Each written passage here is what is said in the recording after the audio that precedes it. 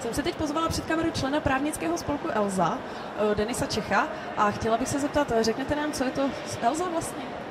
Elza Praha a konkrétne aj Elza International je právnický spolok pôsobiaci v krajinách Európy, ale aj v krajinách či už Ázie alebo Ameriky.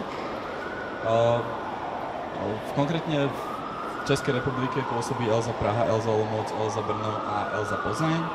A zaštitujeme študentov, ktorí môžu činiť rôznu kreatívnu činnosť a či už usporiadame rôzne akademické aktivity alebo aj rôzne sociálne aktivity.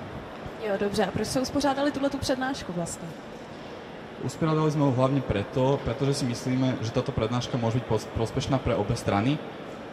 Jednak zo strany študentov nie každý deň sa stáva, aby na právnickej fakulte bola prednáška na tému vlastne z medzinárodného práva verejného.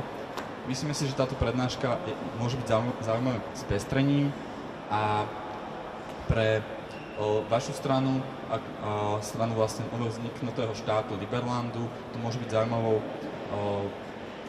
či už ponukou pre študentov, aby sa zúčastnili na vašich, či už rozsielaní diplomatických nót alebo spolupráce s vami. Jo, dobře, tak já vám děkuji za odpovědi.